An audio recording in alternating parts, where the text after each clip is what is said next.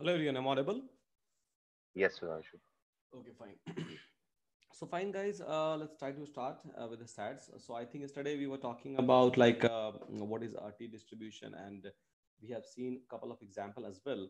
So if you remember, so in T statistics, in Z statistics, or even before that, so whatever hypothesis that we were trying to build, so we were trying to understand a mean, and based on the mean, so we have built a null hypothesis, and then based on that, so we have built a alternate hypothesis, and we were trying to prove that okay, so mean of the data, so whatever mean that we have calculated for a particular sample, so based on the mean of the data set, based on the mean of the samples, based on the mean of the populations, so we were trying to approve or we were trying to disapprove a null hypothesis, I would say. Now, so this is not the only way to prove some kind of a correlation between a samples or between a population. So there is another factor which will also comes in between. And again, so apart from that, so data could be a continuous data set, data could be a categorical data set. So a different kind of hypothesis or different kind of statistical operations we used to perform based on these things. So let's try to understand that apart from a mean, so what in all factors which can come into a picture, and based on that we can try to approve or we can try to disapprove our null hypothesis. So a similar kind of a test we used to perform is called as a chi-square test. So let's try to understand that what is a meaning of this chi-square test in a first place. So fine, guys, let's try to start with this one. So we are going to talk about like what is a chi-square test, and again, so it's again a very significant, I would say, statistical analysis that we use to perform in terms of a chi-square test. And I think you all have a document, so I will be talking about examples from the document itself, so you can try to refer those documents, which is already available inside your dashboard, in which we have given a couple of examples related to a chi-square test. Now, so after having this discussion, so we will try to look into ANOVA testing basically, and then we will try to understand A/B testing. So this will be an agenda for today's class. So we'll try to cover chi-square, we'll try to cover ANOVA testing, and then we'll try to cover, I would say, A/B testing. And all these three tests are a significant test as far as this statistical analysis of the data is concerned. And we always try to perform these kind of analysis. For sure, you are not supposed to calculate anything manually. We have a library for that in Python or in other languages as well. If I'll talk about our programming language, or if I'm talking about a Python programming, but still, you should know that why we should use a chi-square test, or in which scenario we should use chi-square test, in which scenario we should use ANOVA testing, in which scenario we have to use like a Z statistics or a T statistics, or I can say a p-value evaluation or a f statistics. So fine, guys, let's try to understand all of these things one by one, step by step, so that we can build a better understanding about these things. So Sudhanshu, just a second. Your voice is actually fluctuating a lot, like low to high, high to low. So okay, is it shift. is it fine Yeah. now? Right now it's fine. Okay. Sometimes it's high and low. Okay, fine, fine, fine. So just let me know so if it is fluctuating. Okay. Sure, sure. Okay. So fine, guys. So basically, till now we were trying to deal with a kind of a testing which was focused more around a mean of the data set or average of the data set. But sometime you need some kind of a analysis based on the variations of the data set as well, or variations of, I can say, a population study, or maybe variations of a samples. And if you have to perform those kind of analysis which is based on the variations of a data set, so in that case your first and foremost choices will be a chi-square test that we use to perform. And we can try to perform this chi-square test for the continuous data set, as well as we can try to perform a chi-square testing for a categorical data set. In both the cases it is possible to perform these kind of a statistical analysis. Now, if I'll talk about a formula of a chi-square test, so this is how chi is been represented. So chi is basically a kind of a symbol, and I can try to represent this chi. Okay, so let me just try to write it down in this way. Okay, so chi square is nothing but n minus 1 into s square divided by this sigma square. Now, what is the meaning of that? So basically, we try to calculate a chi, first of all, and a chi square precisely we try to calculate. And chi square is a term, so it's not like we are going to like so find out just a value of chi, and to do that so we have to do a under root of that. No, it's not like that. We just try to perform a chi square. And here n is nothing but it's a sample. So sample size, you can say, where we try to mention n as a sample size. And then s is nothing but, if you know from if you know from the previous classes we have discussed, so s is basically a notation. S is notation for a variance, I would say. S square is notation for the variance of a sample. And if I'll talk about a sigma square, so sigma square is basically a notation for a population variances. So fine. So what we will do with that, we'll try to figure out that what we are going to do with this particular formula. But yeah, let's talk about a formula in a first place. So basically it's a sample of a variance, and it's nothing but a population of a variance. So this is the sample of the variance and this is the population of the variance if these two things are given to you, and if sample size is given to you. Now, so if I'm asking you a question that, okay, so I have given you this particular sample, and then is it possible to tell me that whether this sample is collected in a correct way or not? Or if I'm asking you that, okay, fine, so just try to verify that this particular data is a subset of a population or not. So maybe, so I have asked you to do some kind of a survey, let's suppose. So maybe if I have asked you that, okay, fine, so there are maybe like a school, and they used to claim that, okay, so that on an average, so every student used to get 80% of the marks, right? So maybe this is the sentiments that we have about a population. Now, so I'll just ask you to go to that school and then collect some of the sample, and then based on that try to approve or try to disapprove this hypothesis. Means the hypothesis is that on average, or you can say that on an average, people used to get like a 80% of the marks in that particular school, or maybe 80% of the classes is been conducted in that particular school or in that particular colleges. And then I have to prove this particular hypothesis or I have to disapprove this particular hypothesis. So maybe I can try to use this chi-square test, where I have a knowledge about a population variances, and if I have a knowledge about the sample variances and a number of the sample. And the way we have seen a z table, a way we have seen a t table, basically, so in the similar way there is something called as a chi-square table which is available. So we will try to take a reference from the chi-square table. So first of all, we will try to calculate a chi-square value, and then we will try to compare these things with the critical value with of a chi-square. Thus, in a similar way, the way we were trying to perform these things in a case of a z statistics and t statistics, so in the similar way we will try to perform these kind of operations even in case of a chi-square.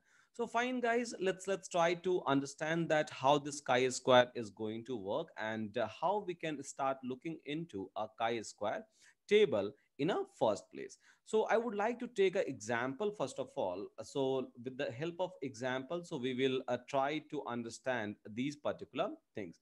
So let's try to understand these things with the help of some example. So here is a question that we have. So this is the question that is given to you. Let's suppose.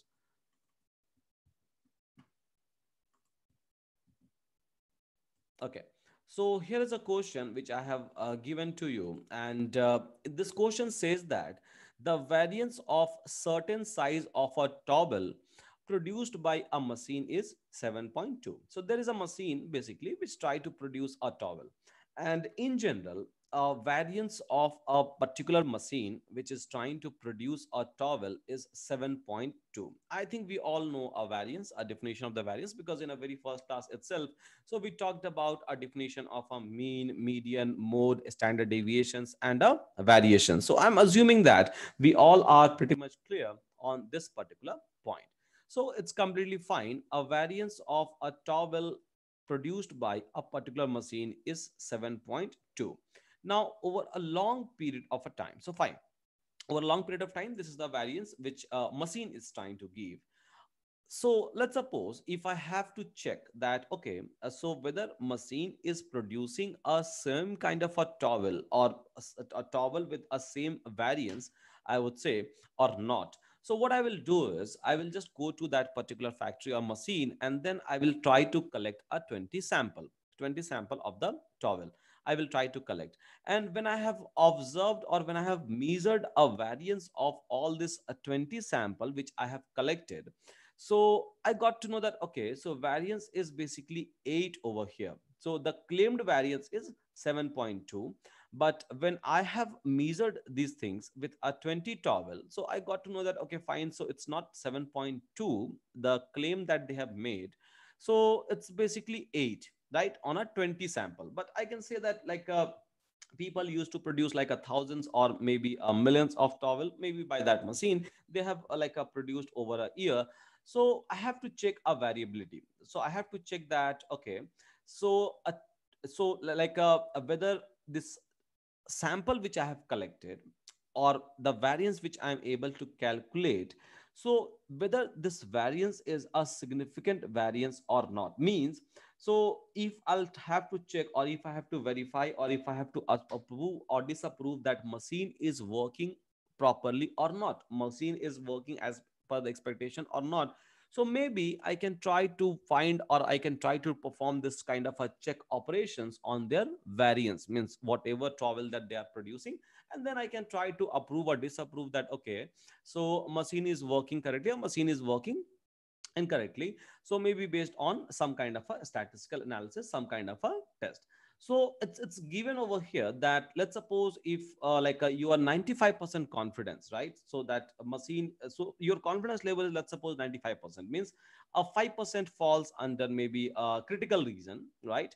So if level of significance is 5%, in other word I can say, so whether this machine is working properly or not. So if machine is working properly, so in that case, it should always give me a towel where variance should always be lesser than 7.2. This is what my assumptions will be. So if machine is working properly in that, because the maximum variance that I'm able to get is equal to 7.2, right? By default, this is the claimed variance, I would say. So I have to approve or I have to disapprove this particular claim. Now, based on the sample that I have collected for a 5% of a critical region, or I can say a label of significance, or maybe I can say like a 95% of, based on the 95% of the confidence, because we all know that this confidence matters, level of significance matters, right? So all of those things matters for sure at any point of a time. So fine, this is what I will try to prove, or this is what I will try to disapprove, and we are assuming that all the samples are normally distributed. So whenever we have collected a sample, so this is my assumptions, I have made a assumptions that, okay, so the variance of, or like whatever measurement that we have taken, so all of this measurement about this 20 towel is going to show me this normal distribution tendency. So it's completely fine while calculating a variances. Okay, so how we are going to solve it? So for sure, if variance factor is given to you, if mean is given to you, so in that case you will try to perform a computation based on z or maybe a t statistics for the small sample. Or suppose if I don't have an idea about the population, so in that case I will go ahead with the student t distribution or t statistics. If I have an idea about the population, then I will go ahead with the z statistics. But here, like, a mean is not given to you, mean is not given to you, a variance is given to you, I would say. Now in case of a variance, if variance is given to you, so simple, you will try to opt for, you will always try to opt for a chi-square testing. Now chi-square says that n minus 1 sample square divided by a population square, like a sample variations divided by a population variances. Now, to find out these things, I would say. So first of all, what we can do is, so first of all we can try to write in this way, that number of sample means n is equal to how many, so 20. So total number of the towel that we have like collected as a sample is equal to 20. Now, so on the other hand, if I'm talking about like sample variance, so sample variance is nothing but, I would say, sample of variance is nothing but 8, which is given to me, and population of variance is nothing but it's a 7.2, which is given to me. So fine, these are the data which is given to me, and I will try to build a null hypothesis. I will try to build a null hypothesis over here, that okay, so variance should always be greater than, or I can say like, okay, so we should always be lesser than equal to 7.2, because it's a variance is given to you basically. So it should always be lesser than or equal to 7.2. It should not cross this one. The alternate hypothesis I can try to build is variance can be greater than 7.2. So this is a null hypothesis. This is the alternate hypothesis which I have built so far, so forth.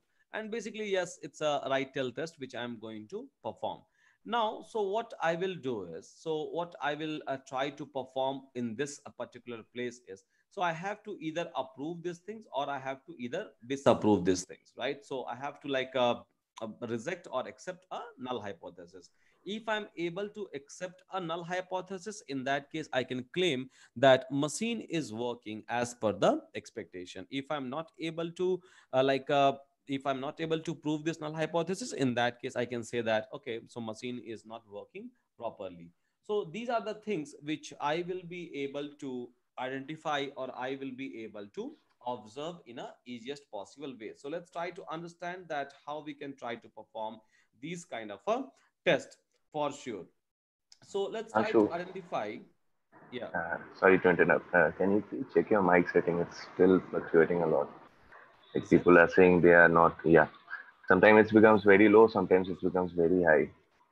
And most of the time, people are saying they are not able to No, I listen. think my mic is working fine. I have tested from my end. Okay, let me check. Yeah.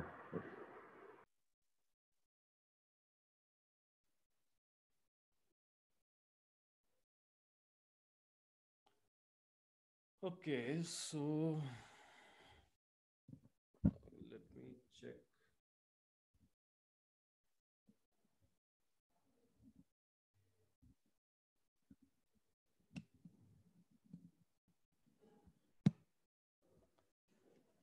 Okay, fine. So yesterday I was using the same thing and same setup.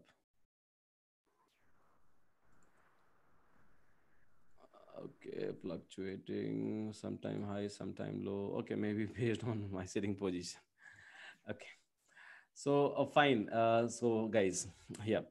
So here you will be able to like find out that okay, so we have like a null hypothesis, and here, so a null hypothesis is like a variance is lesser than 7.2. In that case I can say that okay, fine, so my machine is working fine. In this case I can claim that okay, machine is not working fine.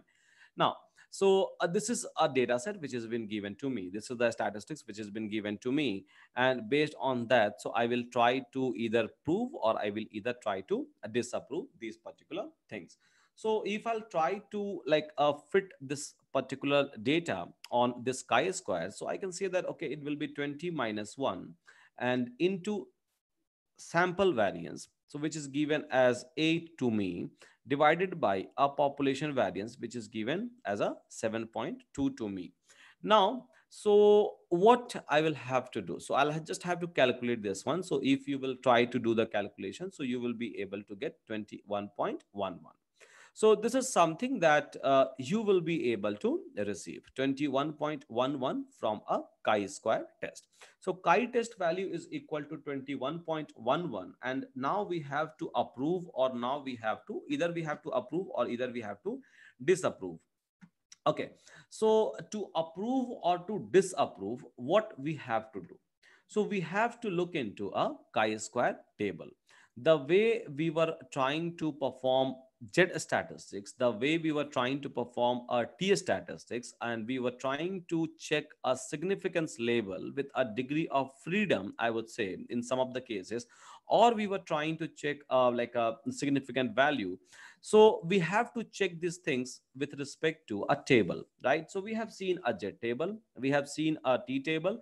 Now there is another kind of a table today we are going to observe, or today we are going to explore, and that table is called as a chi-square table. So let's try to look into a chi-square table. So first, what I will do over here is, so I'll just go to Google, right? So chi-square table is also available over Google. So I can try to search for a chi-square test, or chi-square, I would say, a table, right? So you can try to compute this value even with the help of online calculator, or it's always better to look into a table, right? So I always prefer this kind of things, so that even you will, it's not tough, it's not tough to look into a table, I would say, at any point of a time.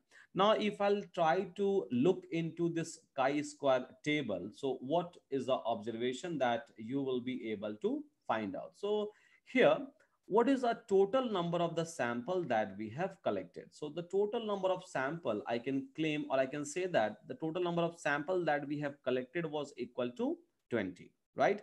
So what is a degree of freedom? So degree of freedom is nothing but a total number of a sample minus a total sample. So number of sample is equal to one sample we have collected, so it's completely fine. So number of sample is equal to 1, so 20 minus 1 will be a degree of freedom that I will be able to get. So it's completely fine, guys, over here. So we had like a 20 sample, so 20 minus 1 is equal to 19. So 19 is a degree of freedom, and here inside a chi-square table, you will be able to find out degree of freedom in this case. And here you will be able to find out, here you will be able to find out basically your like a critical reason which has been given to you. So 5% is a critical or significant value, like a critical reason which has been given to me, right? So what I will do is I will try to look for a 19 as a degree of freedom, and I will look for the 5%. So 5% is nothing but 0.05. So I will be looking into that, and intersection of this is going to give you 30.14. So if you will try to check back the value, so 30.14 is a critical value, or chi critical value you will be able to get from the chi square table. Now, so 30.14 is a value if I'm able to receive. So now let's try to observe. So chi-square chi-test value is given as 21.11. And on top of that, so on top of that, so if I'll try to look for the critical value, so critical value is given as critical value on 5% is given as 30.14.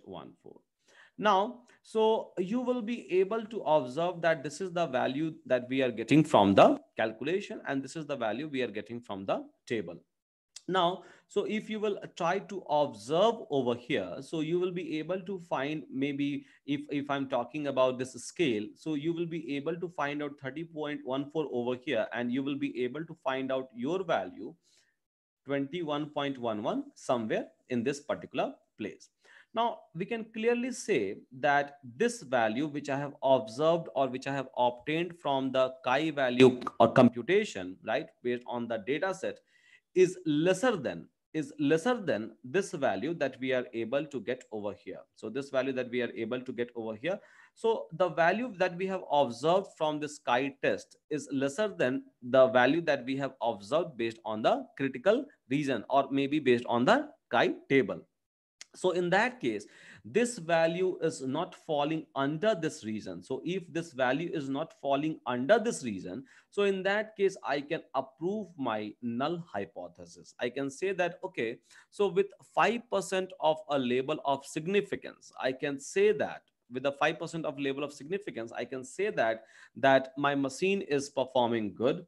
So this was an expected one. And yes, so I'm not supposed to change my machine, whatever toggle that I'm able to get from that particular machine is completely fine for me. So this is how, like, it's a very simple situation, right? It's a very simple scenario that we have observed over here, but based on the variances. That's the only difference. That is, this is how, like, this particular problem statement is different from the previous problem statement that we have solved based on the z statistics or based on the t statistics. So simple. In case of a variances, so you are supposed to compute, or you are supposed to calculate basically a chi-square. You are supposed to find out the chi-test value and the critical value. So if critical value is greater than the chi-test value, so in that case, if I'm trying to perform a right tail test, so if it is greater than, means a critical value is greater than, I would say just try to look into the scale, because sometimes this is a bit confusing, I would say. So that's the reason. So always try to plot it on a scale. So if critical value is greater than my chi-test value, which I have observed from the chi-square formula, so in that case, I can accept my null hypothesis, because this value is not falling under a critical region, which is nothing but this shaded one, shaded area, I can say. So in that case, I can just try to approve my null hypothesis that everything is fine. I'm not supposed to worry about my machine in this particular case. Okay. So this is an example of a chi-square. Now the another example which I would like to, like, discuss with all of you is, so chi-square test for maybe a categorical variable. So generally what happens is, so suppose if I have given you a data, so suppose if I have given you a data, so we always try to find out that how best fitted this data set is, which I have, which I have collected or which I have observed. So whenever we have to test a data for a goodness of fit, goodness of fit means, so suppose I'm asking you that, okay, fine, so this is a sample which I have collected, and just do one thing.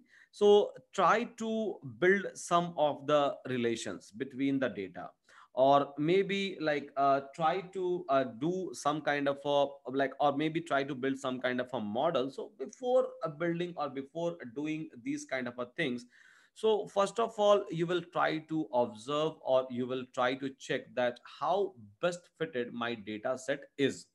So if you have to find out a goodness of fit, so again this chi-square statistics is going to help you out, and then based on that you will be able to find out that, okay, fine, so how best fitted my data set is, whether I should accept this data or whether I should reject this data based on the chi-square. So let's try to observe, let's try to see all of those examples, I would say. So basically, so chi-square test is, I will say, so it's been used to estimate how closely your distribution of the categorical variable, basically, so how closely your distribution of categorical variable matches an expected distribution. So suppose if I have given you some data, and suppose your population, you have some population data set. Now you have to observe that, okay, fine, so distribution of my data and distribution of the population's data is same or not. So in that case, we always try to perform a goodness of a test. And again, chi-square is not the only way to perform this operations. There are other way as well, but still chi-square is like one of the way, I can say. So, or if we have to estimate that, like, whether two categorical variables are independent of each other or not, so that is called as a test of independence. So if I'll talk about like a chi-square test for the categorical variable, so this is a statement which I have mentioned inside my, I would say, so this is the kind of a statement which I have mentioned inside my slide. So the chi-square test is widely used to estimate how closely the distribution of the categorical variable matches an expected distribution. That is called as a goodness of fit. So for finding out a goodness of fit of data, we are going to use a chi-square, or so we try to estimate whether two categorical variables are independent of each other or not. So if like are independent of each other or not, and in that case that is called as a test of independence, and both those things you will be able to observe based on the chi-square. So far so forth, what we have done is, so we have just observed a very simple formula, n minus 1 variations of the sample square divided by variation of the sample divided by variance of the population, and we were trying to check variability. Variability means, so what is our variations between my sample and a population. So if it is coming under the limit of I would say a variance of sample and a population is same. In that case, I can claim that okay, fine, so both of this data set means a sample and the populations that we have, there is some there is some relations, basically I can say. So find these for to perform these two tests, goodness of fit test, and to perform, I would say, goodness of fit and a dependency test, so we can try to use maybe a chi-square. So let's try to understand and let's try to observe these things now. So we are going to observe a new formula for doing a goodness of fit test. So what is a new formula? So far so forth we have seen that the formula was n minus 1, means sample minus 1 into variance of a sample, variance of the sample divided by variance of the population. Now, so if I will try to like uh, talk about a goodness of a fit, so in case of a goodness of fit, we try to use a different kind of a formula. So it's not the same thing that we are going to observe or we are going to look into. So in that case, this chi-square formula will be nothing but, I would say, so summation of observed, so summation of, I can say, observed minus expected, I would say, summation of observed minus expected square divided by, you will be able to find out expected. Now, what is the meaning of this observation? What is the meaning of this expected and this expected? And then what is the meaning of this summation? So we will try to understand these two things. But yes, this is something that you are supposed to use by default whenever you are trying to check for a goodness of fit.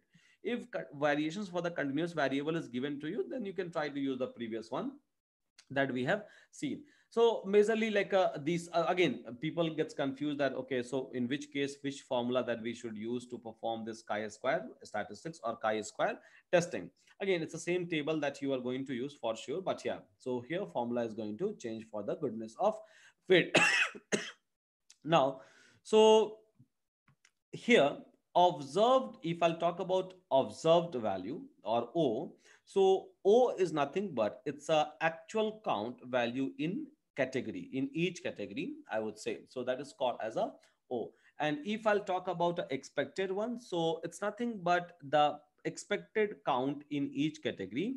So this is what like a O and E means. So O simply means that actual count in each category, and then like a E simply means that like a expected count in each category. So E, as its name suggests, so observed count and the expected count. Simple. Now here, a null hypothesis and the alternative hypothesis that we are going to form. So what is the null hypothesis and what will be the alternate hypothesis? So if we are going to form a null hypothesis, so in that case, null hypothesis will always be the population distribution of the variable is same as the proposed distribution. So null hypothesis will always be same as like a previous example. So here we are expecting that okay, so whatever distributions of the population that we are able to get, so even a sample will show you a similar kind of a distribution. So that is called as a null hypothesis.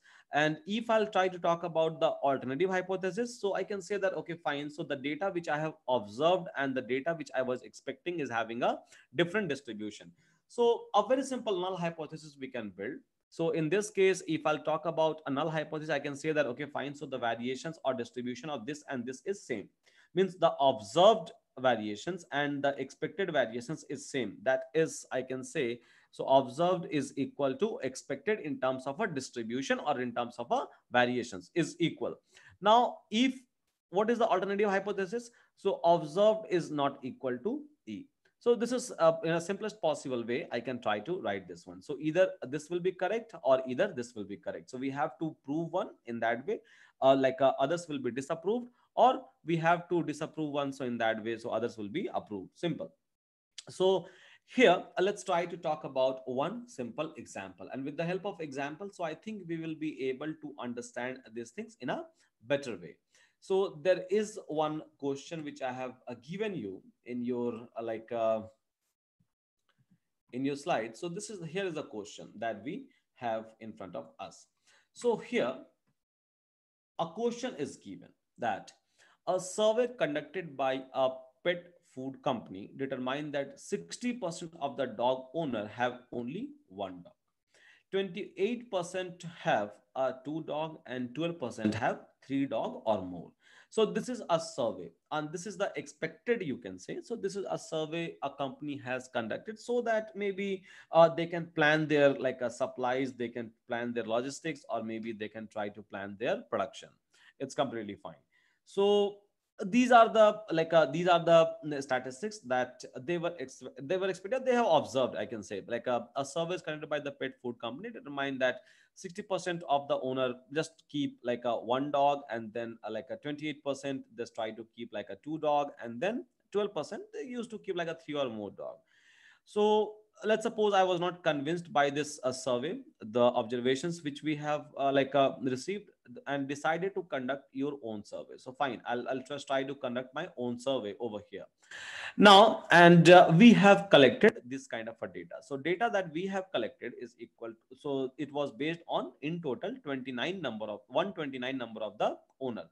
So we have conducted this test on 129 people, different people, and 73 had one dog and 38 has two dog, and rest, if I'll say 78 plus 38 minus 129, so rest of them has three or more dog, you can say.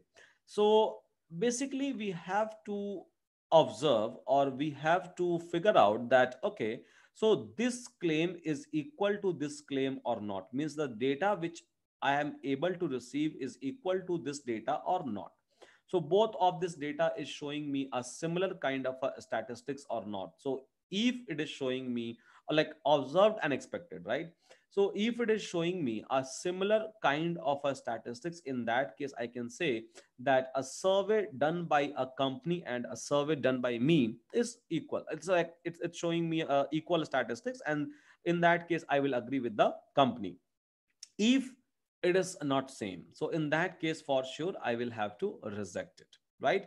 So this is what we are supposed to observe, or this is what we are supposed to figure out, that these two data, that's the reason. So I was talking about, like, whenever you try to compare a two data set, so whenever you have to do a comparison between a two data sets, so this chi-square test always comes handy, and it will try to tell you that okay fine, so, and two separate and independent data set I'm talking about as of now. So again there will be a dependent data as well, but I'm not talking about a dependent data, I will be talking about a dependent data in your ANOVA testing, not in chi-square testing. So here, even I have collected a data, or even this company has collected a data. Now, so both for the same case, for the same situation, for the same scenario. Now scenario for me as well as for company is same. So me as like either I will be right or a company will be right, or we both can be right, possible. Now, so I just have to figure out that okay, so the data which I have collected is aligned with this data or not. Suppose if you will ask some xyz person to conduct a survey. Now, so it could possible that that person will go and conduct a survey, but that person will try to fill some of the ambiguous data set. Now maybe you will not be convinced, and you have some some of your own observation. So you can try to check that survey data and your own observation, and then you can try to find out that what is the distance between these two data set, whether these two data set is like a convincing enough, or whether this two data set is a different one, right? So in that case we can try to perform a chi-square testing, and as formula is already given to you, right? And again, so I'm talking about basically like a kind of a categorical category of the data set over here, 73 and 38. So for a two dog, and for one dog, and for three or more dog, and all those things. So here I will try to perform this chi-square statistics with the formula that you are able to see in front of your eyes. So observed minus expected square divided by, so summation of observed minus expected square divided by expected one. So fine, not an issue. So let's try to do it one by one, right? And so we can try to pick and choose a significance label of maybe 5%, or maybe based on the 95% of the confidence. So yes, we can try to approve, or we can try to disapprove. So fine guys, not an issue. So we will try to perform this kind of operations, and here I can try to build, or here I can try to form some kind of a hypothesis. So now what is the hypothesis that I can form? So I can form a hypothesis saying that a proportion of a dog is equal to the survey data, means both the data set is same, means observed is equal to the expected one. That is a null hypothesis that we can build, means whatever observations that company has given to me, and whatever observations which I am able to figure it out, so both the observations and the expected one is same, or else it's not same. Simple. So whatever like a hypothesis that we have written over here, so it's the same hypothesis which will be applicable, or which will be applied even in this particular case. But yes, after the experiment we'll try to prove it, or we will try to disapprove it. Now here, so you will be able to find out that okay, so in this particular place 60% of, so 60% of the dog owner try to keep only one dog. So let's suppose I'm trying to consider this as a expected one. Okay, so the expected one for one dog I would say is a 60%, so it's nothing but 0.60, and the expected for a two dog is nothing but like a 28% or 0.28, and expected one for three or more is equal to, I can say, 12%, which is nothing but 0.12. Okay, so this is the expected one. This is what a company has disclosed, and this is what company is trying to say. Now, so this is my own data, and again significance level I have considered as a like a 5%, let's suppose.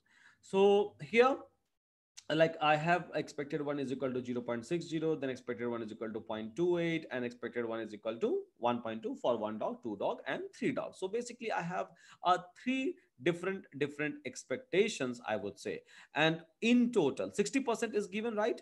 So I have observed, or I have done this survey on how many people? 129, right? So I can say that okay fine, so 129, 60% of 129, 60% of 129 is keeping one dog, and 28% of 129 is keeping like a two dog, and 12% of 129 is keeping, because it's a percentage ratio which has been given to you, right?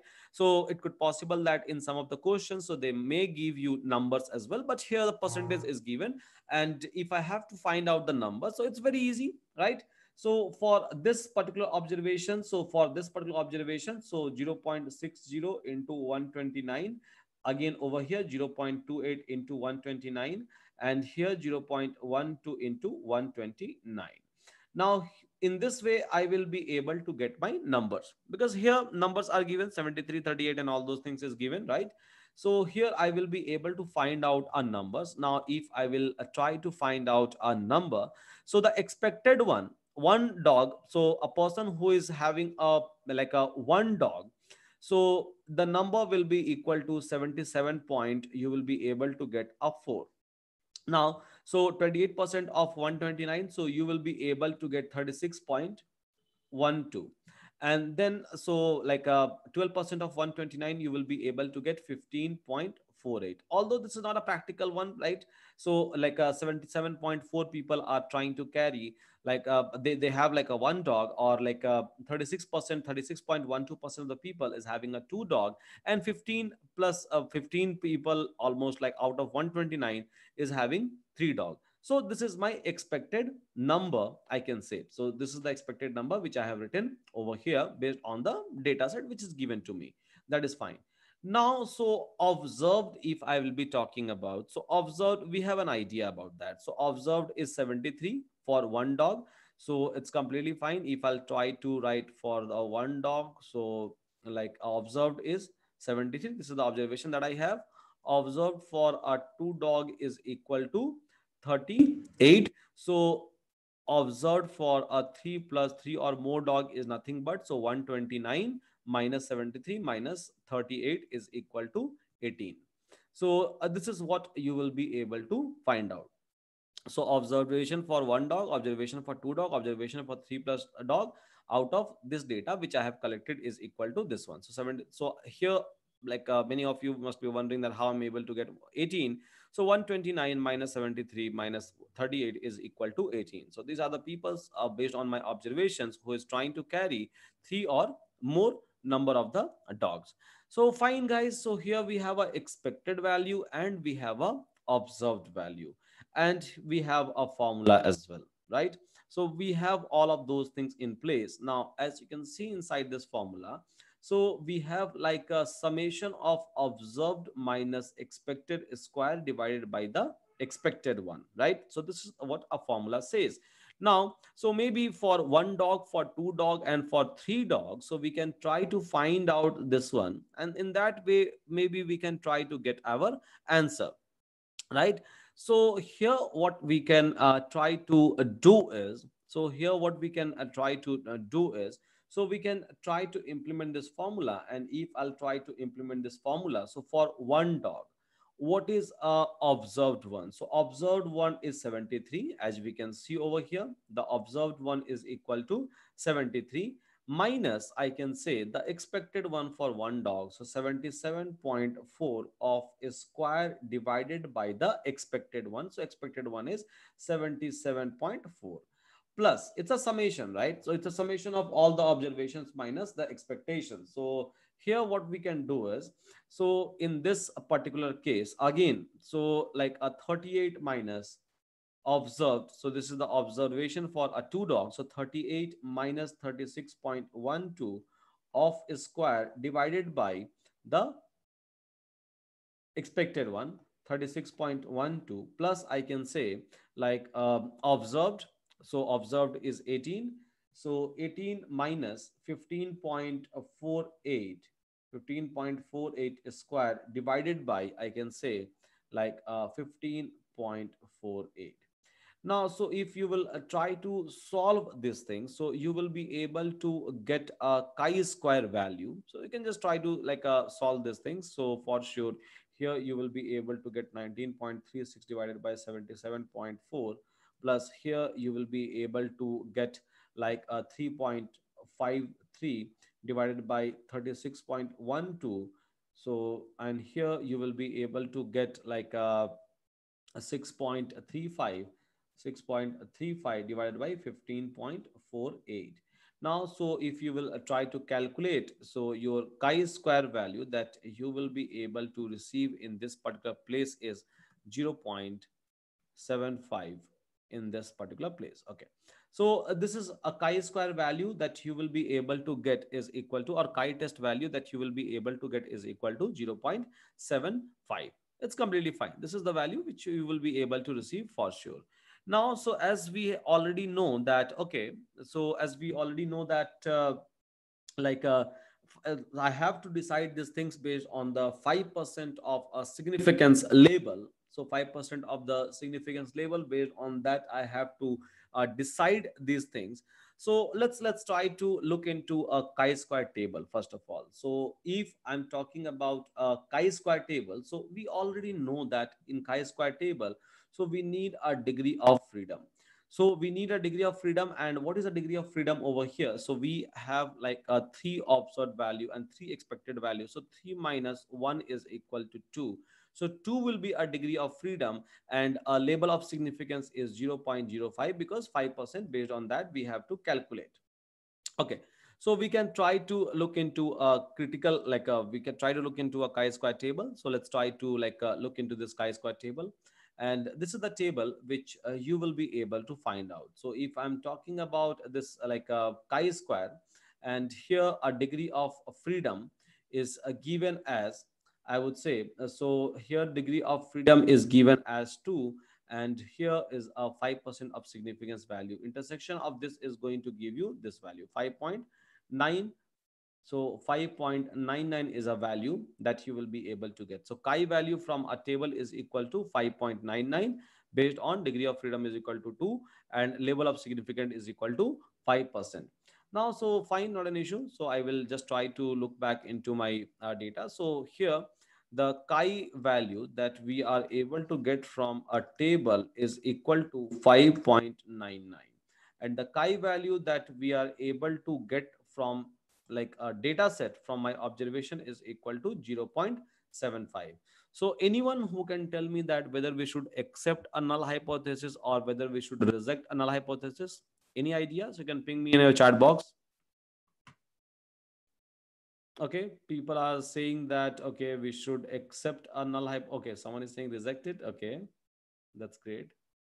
Reject null hypothesis. Okay. Okay, so many of you are saying accept, but some of you are saying that reject a null hypothesis, right? So let's try to observe, right? So let's try to observe these things.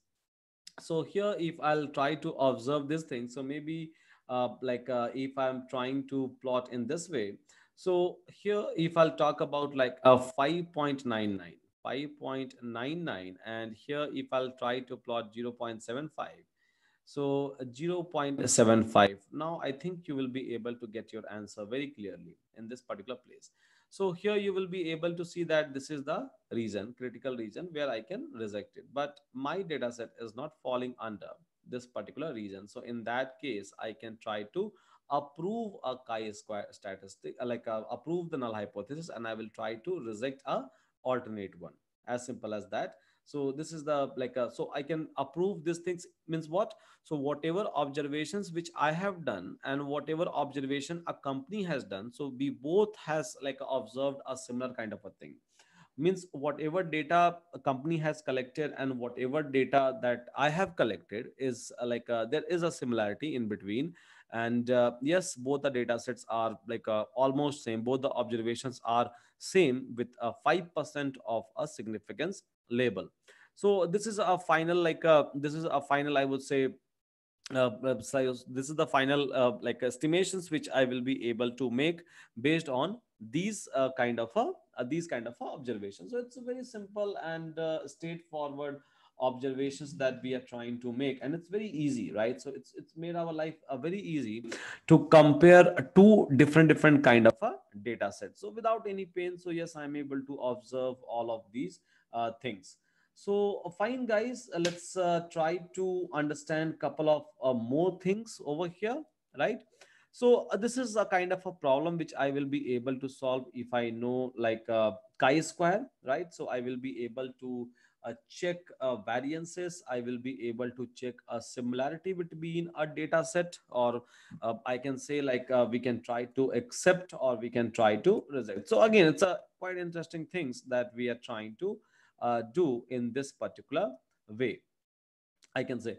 So I can say that okay, fine. So both the data sets are like a good data set, or I can try to observe that okay, fine. So these data sets are like a goodness of fit test. I can say like I have performed, in which I figured out that okay, so both the data sets are fit for observations. This is what I'm trying to conclude out of these things. Now, so chi-square test, as we know that we were trying to consider observed value, we were trying to consider expected value, and then based on that, so we were trying to evaluate a goodness of fit. Now, so at the same point of a time, so at the same point of a time, I would say, so we have seen that these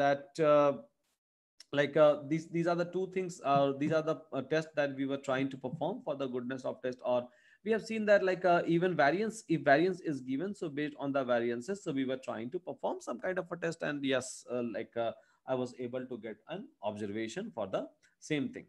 Now the another test that we can try to perform is something called as a analysis of variance, I would say. So ANOVA test. So there are another very popular test which is available, and that we can try to perform, and that test is called as a ANOVA. And yes, ANOVA test is been used widely across our industry, I would say. So whenever we have to do a test in between a data set, between a two independent or within a data set, so we will try to understand. And ANOVA is little bit complex as well as compared to your chi-square test. There are like a multiple procedure which you will have to follow to perform a ANOVA test in a very first place.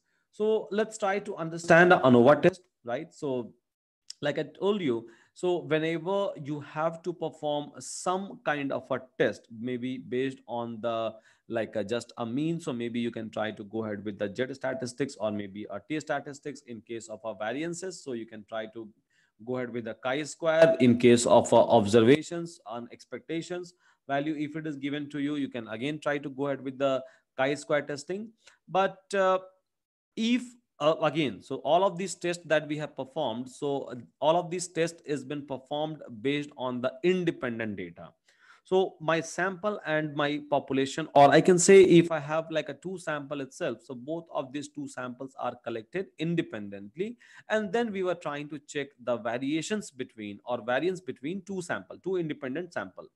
Now, so if I have to perform some kind of an analysis, some kind of a test between and within a sample, so how I will be able to do that? Or maybe what is the meaning of this like a between and within, which I'm talking about? So let's try to understand these things inside a ANOVA test.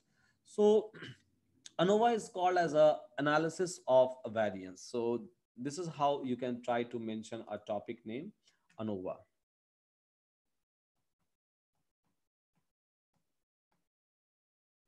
So this is called as a analysis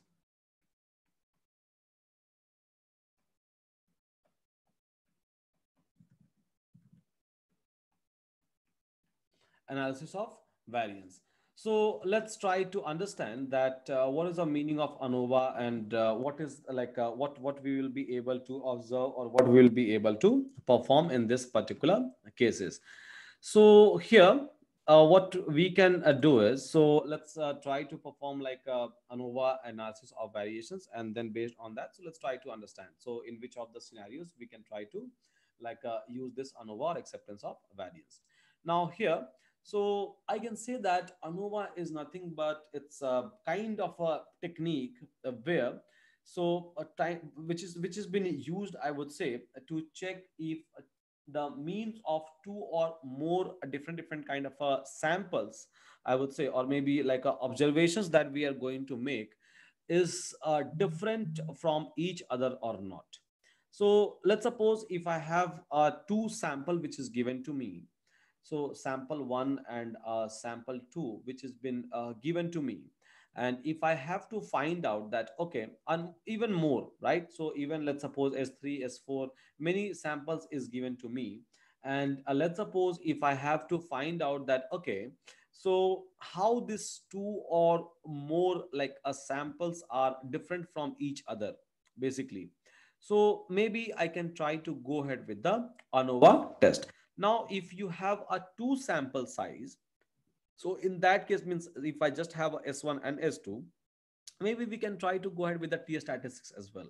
And ANOVA test, whatever value that you will be able to get from the ANOVA will be equal to a T test in that case. So it's not like you should always go ahead with the ANOVA.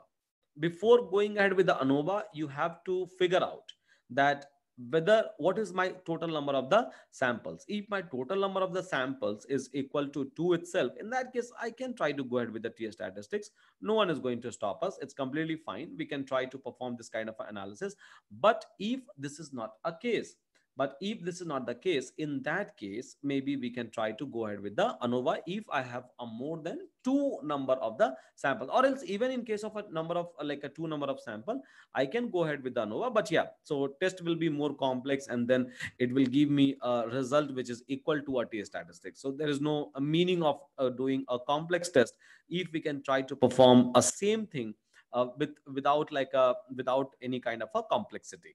So that's a whole idea, that's a whole observations that you will be able to get.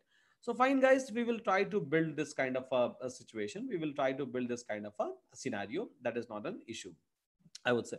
So here, so even the same thing I have mentioned in my documentation. So the documentation that we have given with you is a completely refined document, and almost every point is mentioned over there. Every kind of scenarios are mentioned over there, and in the very layman way. We have not used technical more technical words over there. So in a layman way, so we are trying to give you all those insights. So fine, if you have only two samples, so in that case a t statistics, because we all know that a t statistics always performs well if we have idea about the samples basically. So again, if we have idea about population and samples, in that case j statistics we should go with Jada statistics. Okay, so here, uh, before performing a ANOVA test, acceptance of analysis of the variance test, I would say, so we are supposed to make some kind of assumptions. So whenever we are trying to, so the couple of assumptions are whenever we are trying to perform some kind of a test, so in that test the sample that we are going to select, right, the sample like a S1, S2, S3, S4 that we are going to select, or data, sample data that we are going to select, so the sample data should be selected in a random way, so that there won't be any kind of dependencies you are supposed to get, or the data should be independent of each other. So in terms of a data collection, so that this is what you are supposed to make sure. So suppose if I'm trying to perform a one test, maybe on a people who is underprivileged, or maybe I have to launch one scheme, so where I wanted to help people who are below poverty line.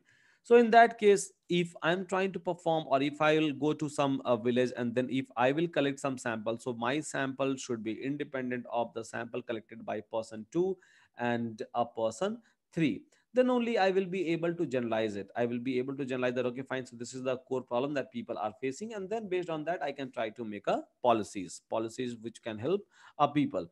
If my samples are dependent, so in that case for sure average and variances of all the samples are same, and there is no meaning of doing this ANOVA test in that case. So basically, if someone has collected different samples from maybe a village 1, from a village 2, and from village 3 for a people who are like a below poverty line, I would say, and if I have to check that, okay, fine, so how similar these two samples are, or these three samples are basically. So I just wanted to understand that whether the situation is same in all the villages or it is different, right?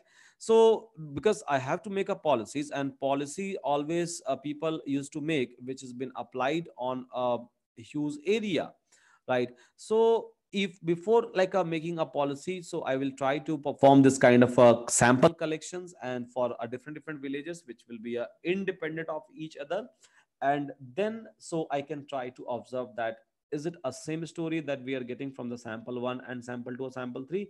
If not, then how different it is, and then based on that, so maybe I can try to make a policies. So again, let's try to understand that how we can perform. So that's our assumption, that's our assumptions. We always try to make that whatever data that you are giving to me, this data sets is basically like a independent. The second second assumptions that we always try to make is, so whatever data that we have is basically these data sets are normally distributed, and I think we know the meaning of normal distribution. Normal distribution simply means that, so your data should be your data should be scattered equally across a mean, I would say. So fine, this is the this is something that we are supposed to know. So the first thing is it should be independent. The second thing is your data should show a normal distribution tendency, means data variations across a mean should be equal in any of the cases. Fine, that's another assumptions. The another assumptions that we used to make is the variance inside a data should always be constant in all the samples that we have collected. So I have to assume that whatever variation that we are able to get into a sample 1 is equal to a sample 2, and it should be equal to a sample 3 if I have collected 3 sample, I would say. So basically a variance of is equal, and in other term that is called as a homoscedasticity, I would say. So homoscedasticity is nothing but it's a word which is been represented for equality of a variance, I would say. So it's completely fine. So this is the assumption. These are the three assumptions that you are supposed to make before performing a ANOVA test on any kind of a sample. That first of all, sample should be like selected randomly, means independent. You must collect an independent data. Second thing is, so you must collect a normally distributed data set. Your data set must be normally distributed. If not, make it. And the third one is, so the variance should be equal. So if I'll talk about like a variations of data within the data, so variations of sample 1, sample 2, and sample 3, sample 1, sample 2, and sample 3 should always be equal. So fine, this is the assumptions that we have to make. Now based on that, so let's try to perform a ANOVA test. So there are like a one-way ANOVA. There is something called as a two-way ANOVA test, right? And like I told you, so it's a little bit longer procedure. So sit tight and just wait and watch for all the calculations, and then we will try to conclude our result. So yeah, like I told you, so it will take some time, and step by step we will try to follow. Again, it's not tough. I would say it's not tough. The only thing is, like, you have to remember a couple of steps while performing a ANOVA test manually. That's the only thing that you will be able to observe. It's not tough at all. If I'll talk about testing, so let's try to learn ANOVA test. It's one of the, I would say, a powerful test that we use to perform in between the samples and within the samples. So there is something called as a one-way ANOVA. So one-way ANOVA says that, so when we are trying to compare two samples, right? When we are trying to compare two samples based on only one factors, or based on maybe like only one variable. So whenever we are trying to compare maybe like S1 and S2 based on maybe only one factor. What is the meaning of this factor? We will try to explore. Don't worry. So if we are trying to perform like this two test, or like this particular ANOVA testing based on a two sample based on only one factor, that is called as a one way ANOVA. Simple, right? So one way ANOVA is nothing but based on one factor. But now we are yet to understand the meaning of one factor. What I'm talking about, like what is the meaning of this one factor, basically. So we will try to understand step by step.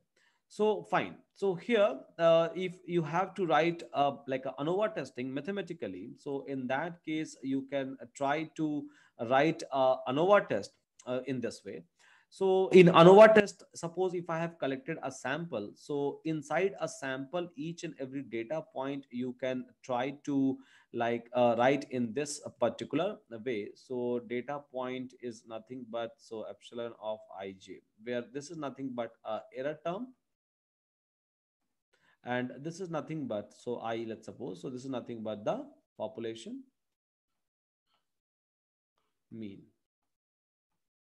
Now, what is the meaning of this? Again, we are confused, and we will try to understand these things one by one for sure. So after some time, just wait and watch. So here, fine, this is the formula that we have written. Now, what is the meaning of this formula? So we don't know actually. So we are not supposed, we are not aware about those things. So what I will do is, so I will try to take one example, because it's unnecessary to talk about, I would say, like it's unnecessary to talk about I would say like a formula, I would say, because there are 5 to 6 formula that you will have to remember. So it's always better to go through, it's always better to go through like one of the example, and then try to discuss or try to talk about it one by one. So here I'm going to take one example. So let's try to understand these things through examples. This is a best way to understand. Okay, so here you will be able to find out this data. This is the data set that we have, and this is the question as well that we have in this particular place. So basically this question says, so first of all, let's try to understand in a reverse way, right? So this is the best way of understanding these kind of things, and for sure you will be able to remember a formula as well in this particular case. So basically this problem statement says that you are going to conduct a survey. So you are going to conduct a survey into multiple schools, let's suppose. So here, as you can see, so school one, my bad. Okay. So here you are going to conduct a survey again, okay.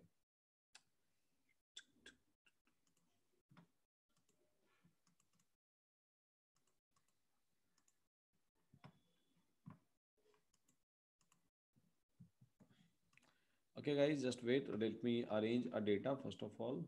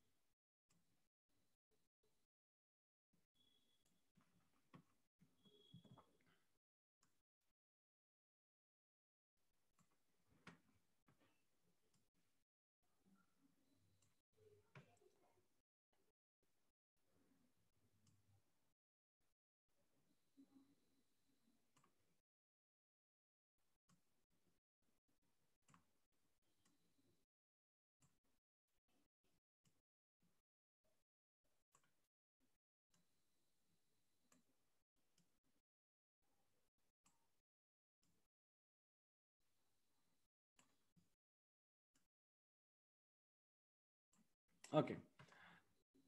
So fine here. We have this table, right? And here you will be able to find out that there is a school 1 data, there is a school 2 data, there is a school 3 data, there is a school 4 data that we are able to collect. Now, so when we are trying to collect this school data set, so from a different school, so this is like a school 1, school 2, school 3 data set. And here in this axis, you will be able to find out that marks is given. Marks for school 1, marks for school 2, marks for skill 3, marks for school 4 is given. Now, so if I'll talk about a marks, so it's nothing but it's a 8 and then 6 and then a 7 and then 5 and then 9. Now from the school 2, so it's basically 6 and then 4, then 6 and then 5 and then 6 and then 7. This is the marks out of 10 that we are able to observe. Now if I'll talk about school 3, so 6, 5, 5, 6, 7, 8 and 5. Now if I'll talk about school 4, so 4, 5, 6, 6, 7, 6, 7. Okay. So we have conducted a survey in 4 schools, and these are the marks that you are able to obtain.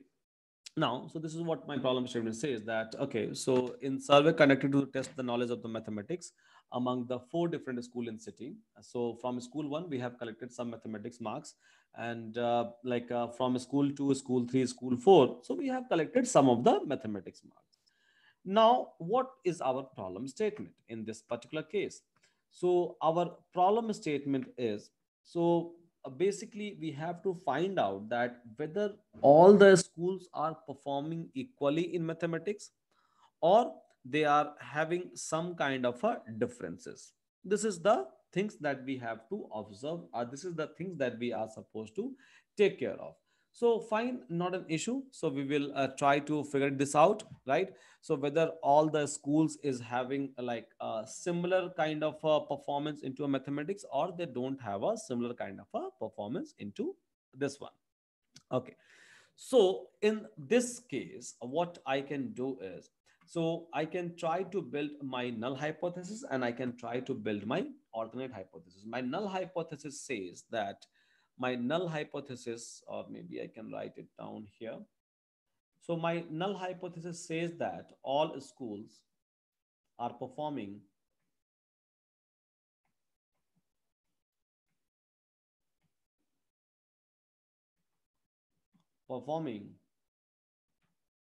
equally.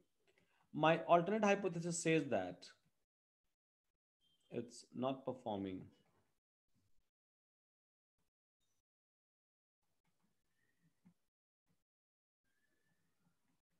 equally. Okay. So either this will be correct or this will be correct. So we have to prove in that way. We will be able to disapprove the other one. So to do that, basically, we have a multiple samples which has been given, and we have to do the comparison between the multiple samples. Now, so far so forth, we have studied about a Z statistics, T statistics, which works between two samples. But yeah, here four samples are given, and we have not learned anything so far so forth, which is by which I will be able to compare more than two number of samples or populations, basically. So that's our problem for sure. Even we talked about a chi-square, and chi-square always try to consider variances or observed minus expected one, right? But again, here we are not looking for a comparison between the observations and the expected one, based on, because observed expectation means what? So maybe I have a couple of observations and a couple of expectation, but here, so I have basically like a multiple samples which has been given to me, and I have to prove or disapprove that, okay, fine, so these multiple samples are performing equally or not. This is the requirement that I have received. Now, so if I have to compare all of this sample, what I can do is, so what is the total number of the sample that you have collected? So the total number of the sample, the total number of the distinct sample or independent samples are, I can say, four: S1, S2, S3, and S4. So in four schools, we have perform this operation. So in case of ANOVA test, there is a factor, there is a variable that you will be able to get called as K. Now K is equal to 4. K is equal to 4 means number of sample. Okay. K is equal to 4. Now, so what is the total number of the data? So total number of data is represented by N, I would say. So total number of the data. So maybe you can try to mention that as a capital N. So total number of the data is nothing but, so 1, 2, 3, 4, 5, 6, 7, 8, 9, 10, 11, 12, 13, 14, 15, 16, 17, 18, 19, 20, 21, 22, 23, 24. So total number of the data set is equal to 24 that we have observed from all these four schools. That is fine. So total number of the sample is equal to 4, and a total number of the data, a combined data, I would say, number of the data set that we have observed from all of these four sample is equal to 24. Now what next? What next that we are supposed to perform in this particular case? So there are many different kind of calculations that we used to do, I would say, to find out that whether these samples are equal or whether these samples are not equal. So let's try to perform those kind of operations over here. So now to perform those kind of operations,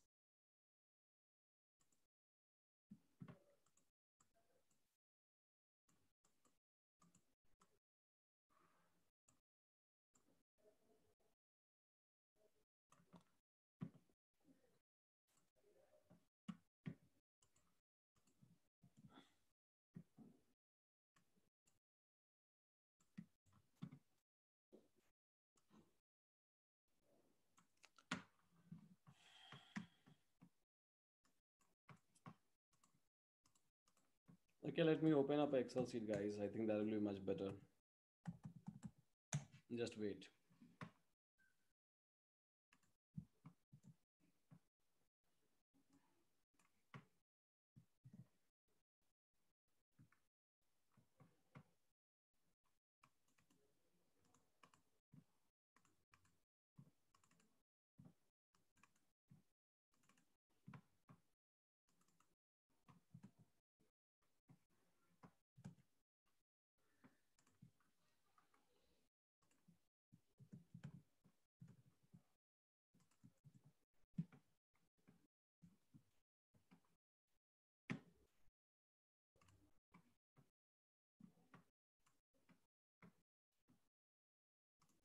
Okay, fine. So I think my Excel sheet is visible to every one of you.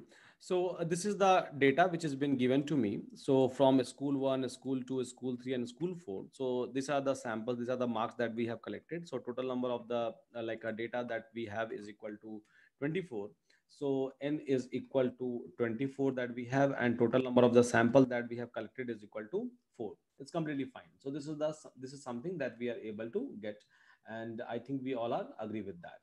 Now the next thing that we are supposed to perform over here is that a multiple calculation we have to perform. So here what I'm trying to do is, so we have a four different kind of observations over here. So I'm trying to keep these observations in this particular case. So I have a sample one, I have a sample two, I have a sample three, I have a sample four.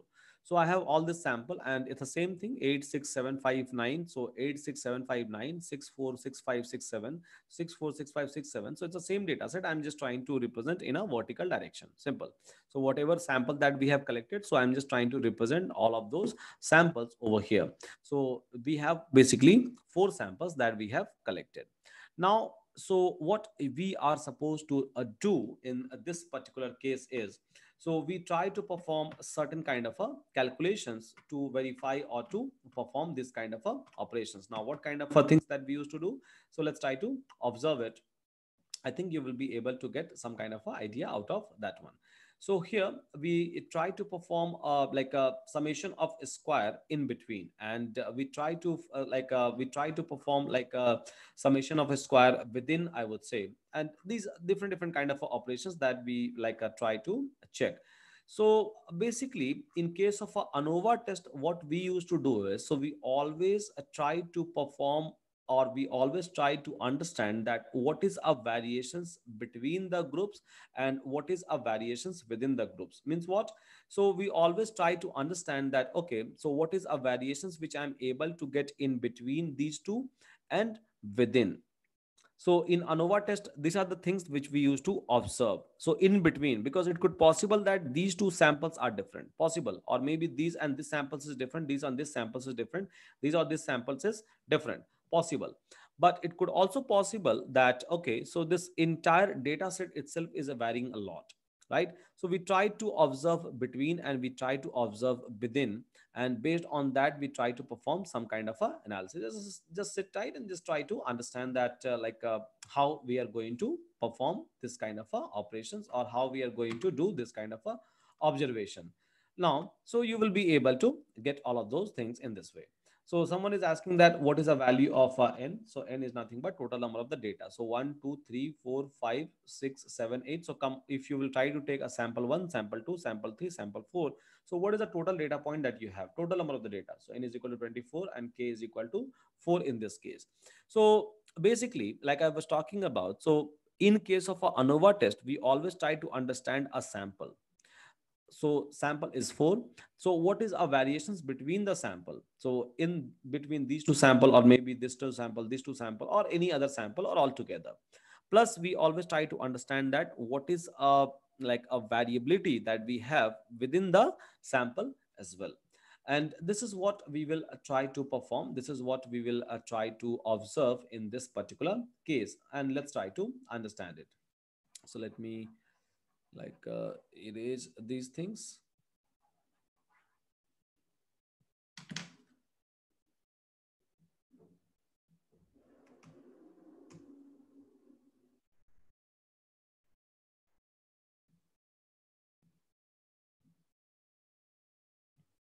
Okay. So here you will be okay, n is equal to 24 and k is equal to this one that you will be able to observe. Now, so what we are supposed to, what next that we are supposed to perform to find out okay, so these two samples are fine or these two samples are not fine. So there is something called as a summation of square between the groups that we use to find out. So between the groups means what? So between the groups means S1, S2, and S3, and so on. So between the group simply means that, so we have to find out a summation of a square between the groups. Means we have to check that, okay, fine. So what is the variability that we have between the groups? So now the complexity will increase. So just sit tight and just try to find out, or just try to understand these things one by one, step by step, and you will be able to know these things for sure.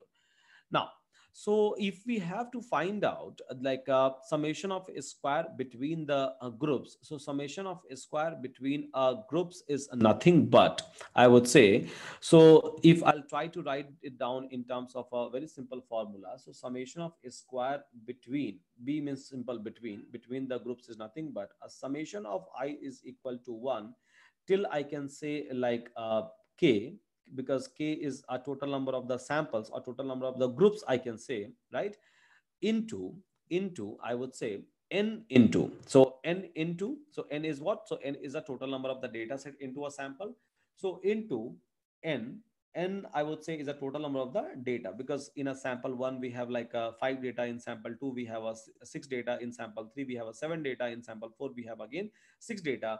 So ni, I would say number of the small n, I'm trying to represent these things as a small n, capital N is a total number of the data, means total number of the data set in a entire sample, into a sample mean, I would say, or maybe I can try to write in this way. So in between a sample mean, so mean of this entire S1, so mean or average of this entire S1 minus a grand mean, so G of square. So what is the meaning of that? What is the meaning of the sample mean? What is the meaning of this grand mean? And this is the new term that we have introduced over here, which is a grand mean. But yeah, this is the formula that we are supposed to implement, and this is something that we will try to understand. So we will try to understand like a sample mean over here, and we will try to understand a grand mean in this particular case. So fine guys, let's try to observe that how we can calculate a summation of a square between, and then how we can try to calculate a summation of a square within. So within the group we are supposed to find out a variability. Now so on top of that, so we will try to like find out, I would say, a mean. So mean between, and mean between is nothing but a summation of a square between divided by summation of a square divided by k minus 1, where k is nothing but a total number of the sample, because I'm just talking about between. So between means, so between a sample S1, S2, S3 and S4, so this is called as a between. So between the sample we are trying to find out this thing. So simple observation will be, so first of all I will try to find out summation of a square between, and this is something that we have to calculate, and then we will try to find out like a mean between. Simple. Okay, so let's try to observe, let's try to like find out step by step with the help of table. That's the reason, so we have a table so that it will make our life a little bit easier, right? So now if I'll try to focus on this particular table, so fine, sample 1, sample 2, sample 3, sample 4, all of these things is given to me. Yeah, so all of these things are like given to me, I would say. Now so what I have to find out is, so I have to find out summation of a square between. Now to find out summation of a square between, I would say, so first of all, whenever we try to calculate or whenever we try to prepare a table for it, so we always try to consider like between and within both. So here you will be able to find out, if I have to find out like a mean of or average of sample 1. So average of sample 1 will be what? So average of sample 1 is nothing but this plus this plus this plus this plus this divided by the total number of the data. As simple as that. So 8 plus 6 plus 7 plus 5 plus 9, which is equal to 35. 35 divided by 5 is equal to 7. So this is how, this is a data set, or this is the observation for what? A sample 1. Now, in the similar way, if I have to find out a mean of the sample 1, it's fine. Mean of the sample 2, it's 5.66. Mean of the sample 3 is equal to 6, and mean of the sample 4 is equal to 6.1. So this is the data set, or this is the observations that we are able to get. Now, so there is a term called as grand mean. You must be like, you must have observed that there is a term called as XG, grand mean, I would say. So what is a grand mean? So grand mean is nothing but, so this plus this plus this plus this divided by total number of the total number of the sample, means k, I would say. So grand mean is 7 plus 5.6 plus 6 plus 6.1 divided by 4 is equal to 6.20. So this is going to give you a grand mean between the sample. As simple as that. So it's very simple. It's not that tough, I would say. So it's very simple in that term. So step by step, if we are going to observe. So the steps that we have followed over here is, so first of all, we have identified the sample, 4 samples. Then for every sample, we are trying to calculate a mean over here. And then we are trying to calculate a grand mean. Now, so this is what we have done along with this one, this axis, I would say. Now, so the second thing that we are trying to do along with this one is, so we are trying to find out sample one minus sample one of mean. So we are trying to find out like a data minus like a sample one of mean square, data minus this one square, and data minus this two square. Now, what is the meaning of that and what is the significance of that? In a later stage, we will try to observe and we will try to identify all of these things. So this is something that we are trying to do for within.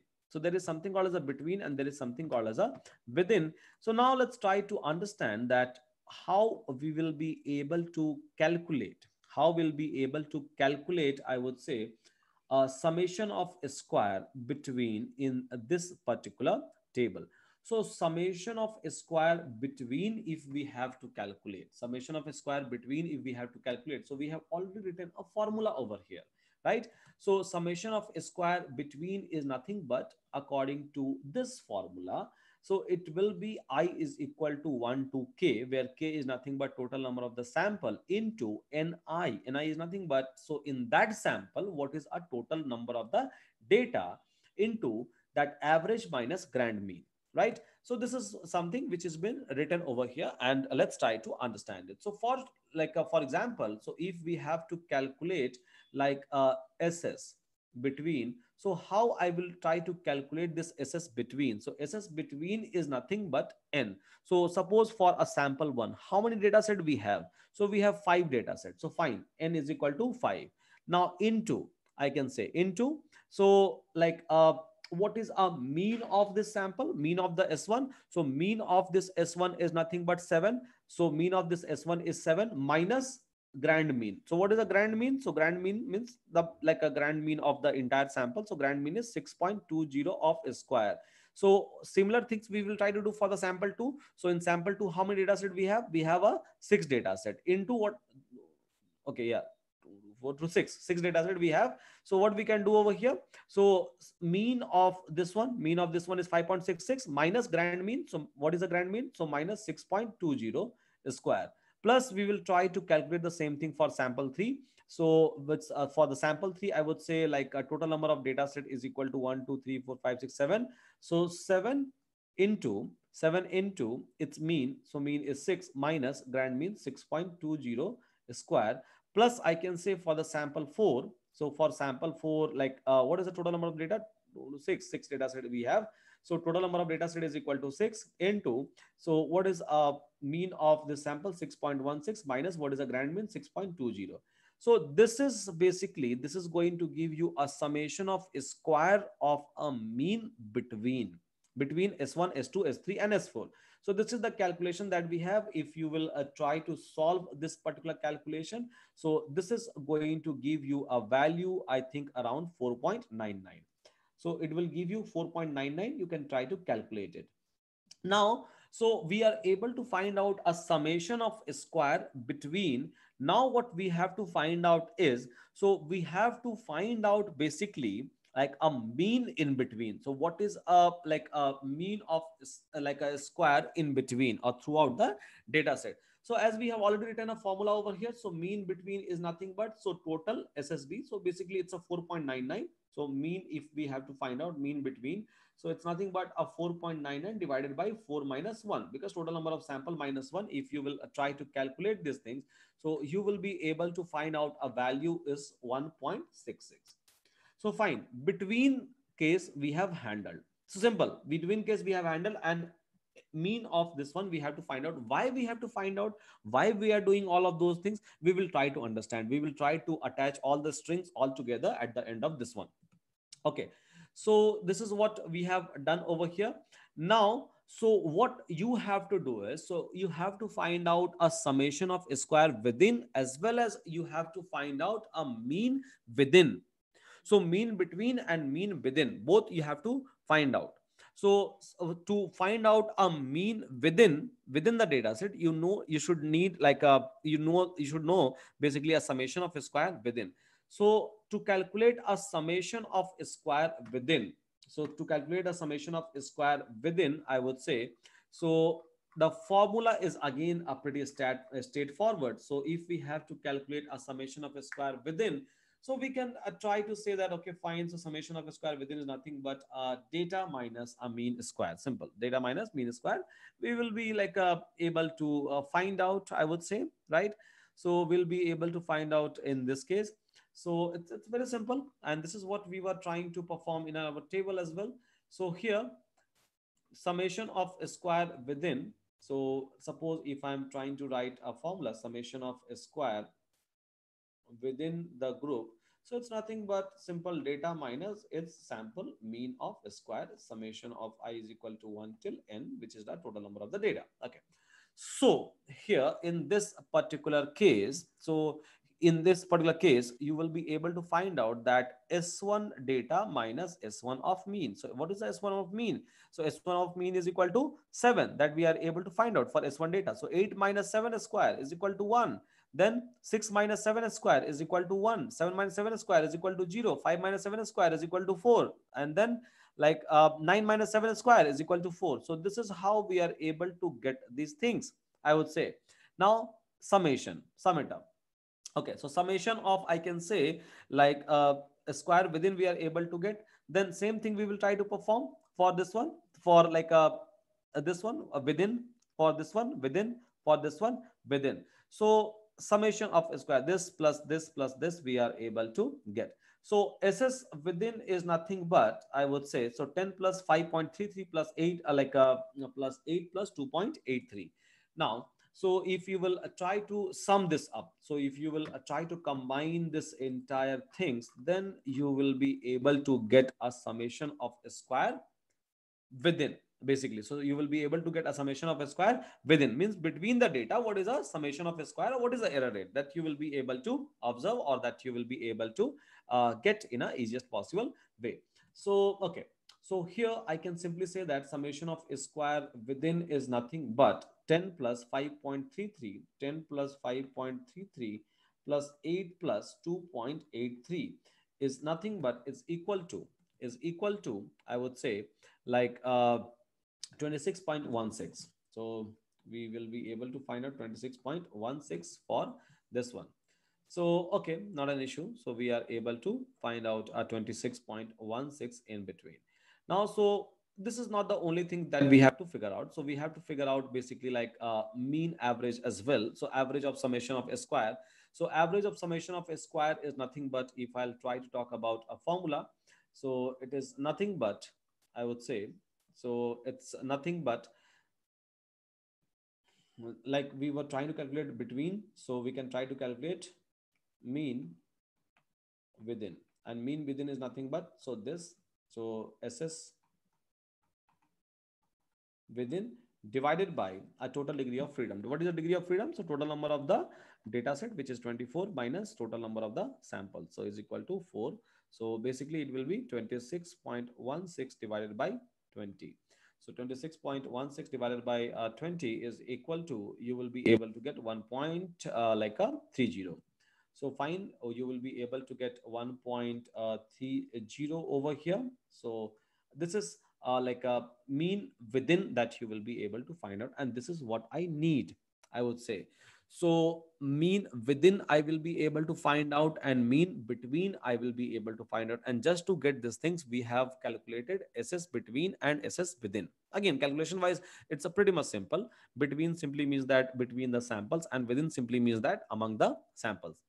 Now so if I know a between and if I know within, so based on that we try to calculate what, we try to calculate f test.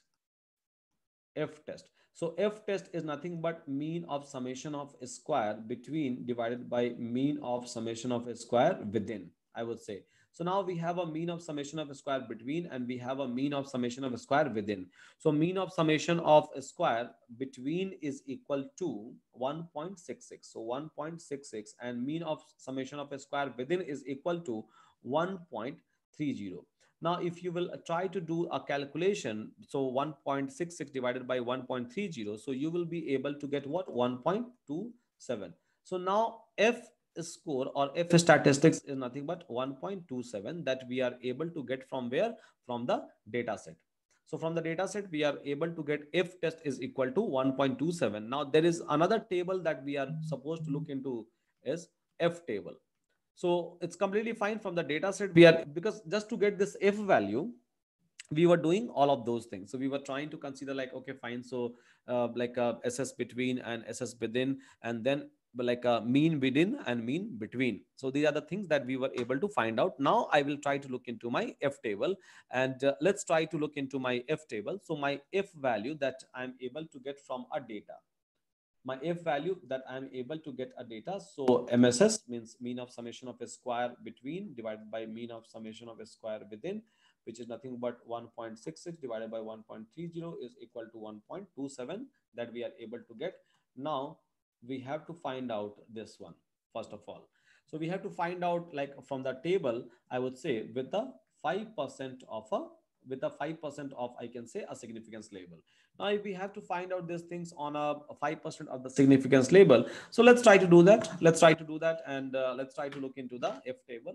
We'll try to understand that how our F table actually looks like, and then we will try to find out the values. So here, okay, so we can go to Google and we can try to find out F table. So F table, we can try to find out. And again, there is a calculator as well. You will be able to get for statistics, but I don't prefer those things for anything. Okay. So here you will be able to find out a different kind of a F table for different significance. So here in every F table, you will be able to find out a significance label. For 0.201, there is another F table. For 0.05, there is another F table that you will be able to find out, right? So for a different significance label, like 10%, like a 5%, so there are many F table which is available. So that's the reason, so even calculators is available, it's fine. Now so we have to like think about this one. So because we are trying to take a 5% of significance label, and here you will be able to find out like row as well as column. So here you will be able to find out that, okay, so in like a row, so total number of, I would say, so here if I'll try to look back, so in this particular place, so total number of the sample is given. So sample number is given, and total number of sample like S1, S2, S1, S2, and so on. This is the sample, and here total number of data is given to me. Total number of data, so combined data set which we have. So degree of freedom of the data plus degree of freedom of the sample, you will be able to find out in this particular place. Okay.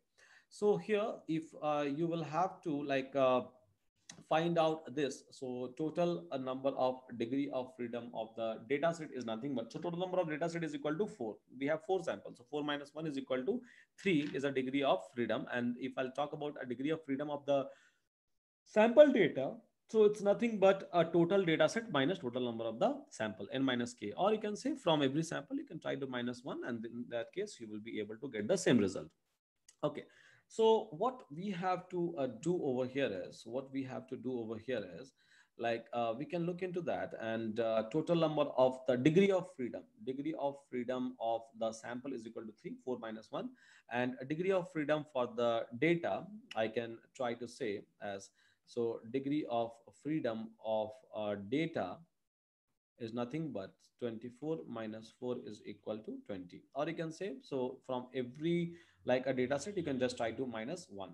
So in this case again you will have to minus 4 times and you will be able to get 20, same thing. Now so I have to look into this 20 because I'm looking into a 5% significance table, and I have to look into this 3.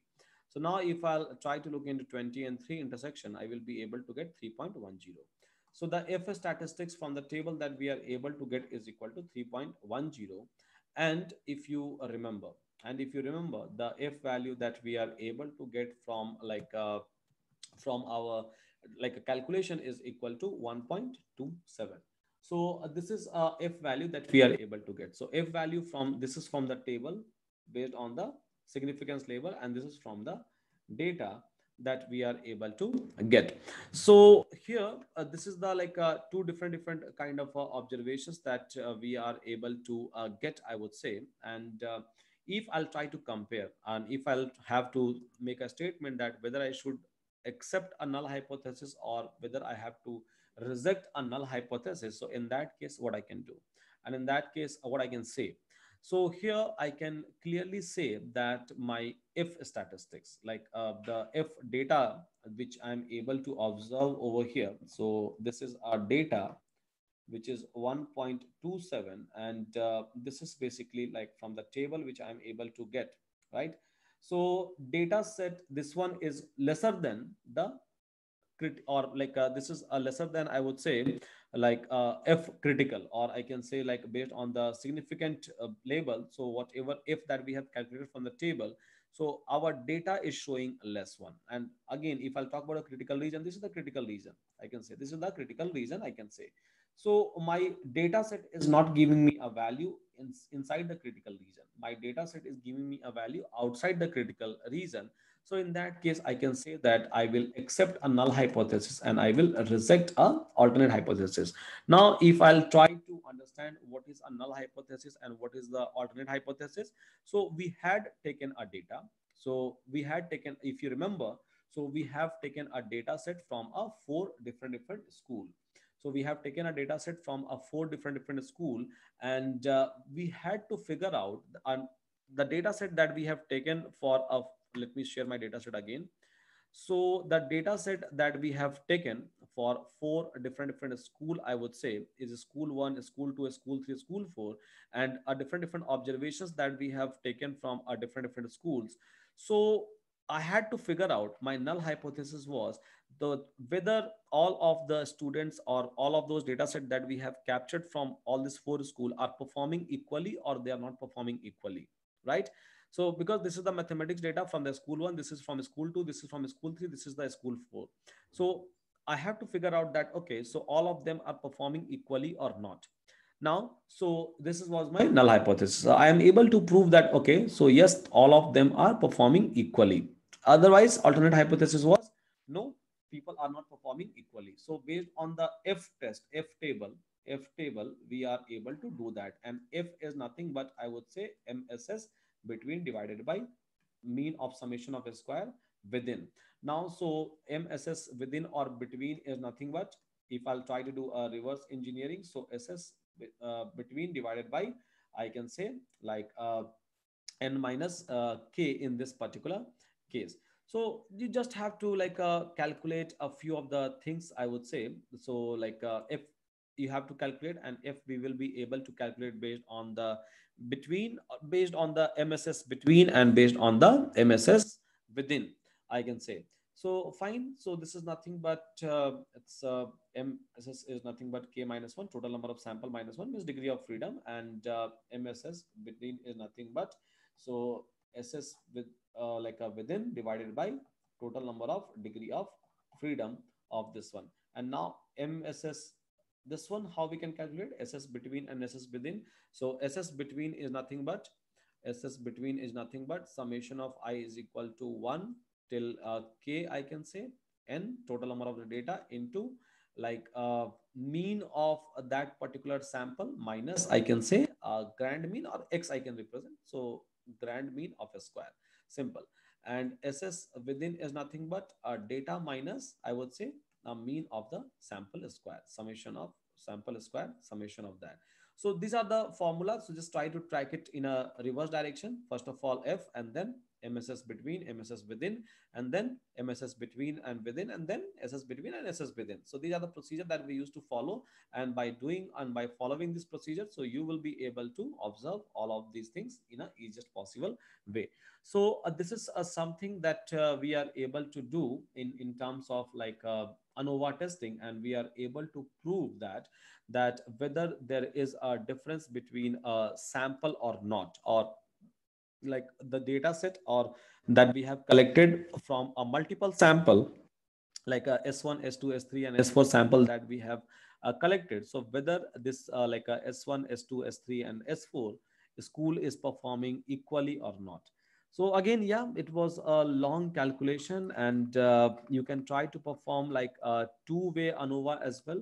So as we have talked about one-way ANOVA testing, so whether where we were trying to include only one factor, means their marks is varying or not in a different school.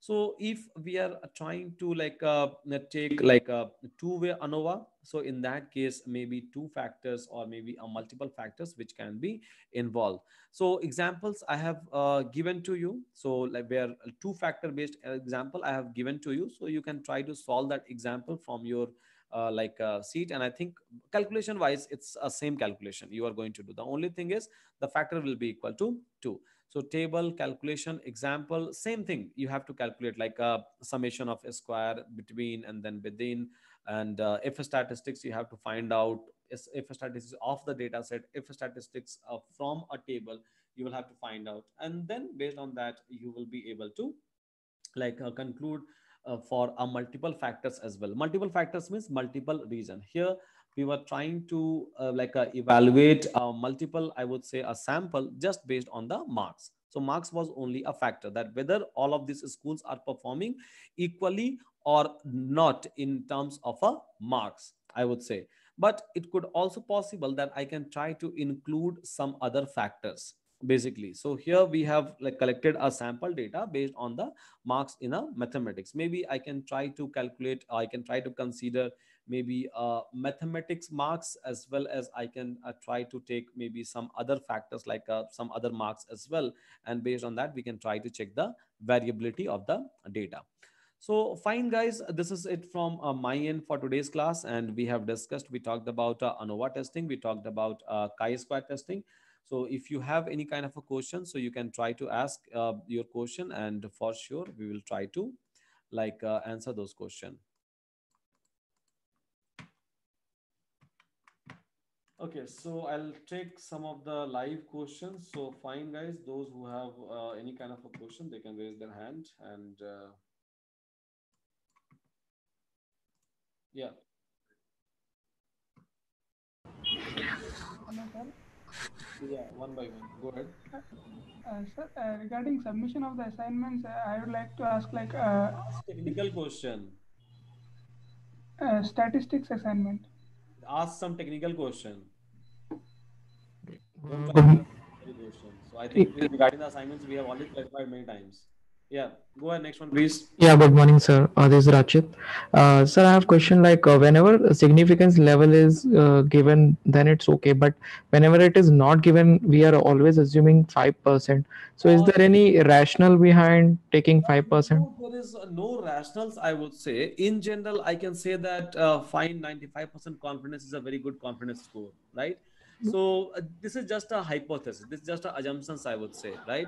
So if nothing is given, so in that case, maybe you can try to assume 5% or 10%, right? So just assumptions, nothing O- else.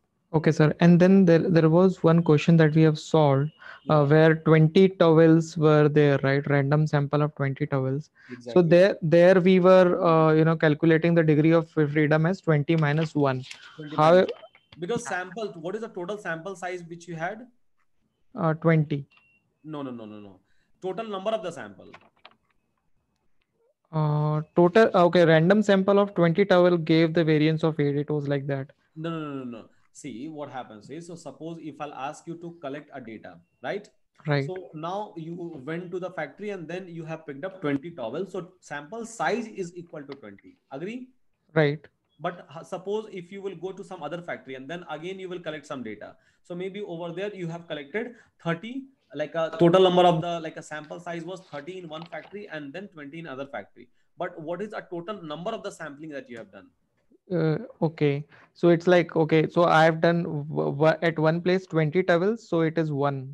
Okay, Right, and on another places you have done actually 30, right? So right. basically total number of sampling that you have done is equal to 2. 20. So now you're asking how we are able to get like a 1, right? I Right. think you are able to get your answer.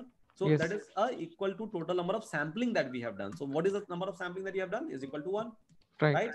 In this case, in this case where we have talked about the schools, so how many sampling that we have done? 4. 4, right? Total number of sample is equal to 24, right? Total number of collection was equal to 24, but yeah, total number of sampling that we have done, or like a school, this is equal to the number of the school is equal to 4. So yeah, now you can go ahead with the question. Right. Hello. Uh, Hi, Sudhanshu. This is Rakesh here. Okay. And the question is a little bit of one confusion. Is the question that you have explained the dogs questions Mhm. within that the null hypothesis we have proved the critical reason only I have taken the only one tail test. Isn't it? It should be a two tail test. See it again. One tail test and two tail test depends upon, it's basically what I can say is like about one tail and two tail test is depends upon the hypothesis which I'm going to build, right? So in case of this dog that we have taken, like if 60% of the owners is having like a one dog, 28% of the owner is having like a two dog, and 12% of the owner is having like a three or more dog, right? So in that case I can null hypothesis which I have assumed over here is that the proportion of the dog is equal to the survey data. See, so even I have done my survey, right? So my, what was my null hypothesis? My null hypothesis was the data which company is trying to project is equal to my data. Right. So in that case, can I say lesser than or greater than will not come in between? Just try to understand Okay. in this way. See, just try to understand in this particular way. What was my question? My question was that company has given me one projection. Agree? Right. I have done one kind of a survey from my end. Agree? Right. Right. Now, so we both have, company has collected one data, even I have collected one data, right? Yes. Now, so I have to prove or I have to disapprove that whether these two data set are same or not. Means the sample which I have collected is equal to the sample given by a company or not, right? And in that case, can I say that my hypothesis will nothing like it will not be like a tail, because when this tail things comes into a picture, one tail or two tail things comes into a picture, so can I say that lesser than or greater than? Maybe mean is lesser than, variance is Right. lesser than or greater than. So in that case, but here, so I have to prove or disapprove that my data set is equal or not, means a variations between the two data set which I have to find out, not based on some kind of a scale. Agree? So that's the reason. So one tail or two tail will not come into a picture. So the it will come into a picture in other situation, but not in this one, the Okay. question that we had. Yeah, agree? Okay. Okay. Okay. Thank you. Yeah. Thank you so much. Okay. So fine, guys, just try to practice as much as possible, right? So practice always makes perfect. Anyone, and yeah, just try to practice as much as possible. It's not, nothing is tough, I would say.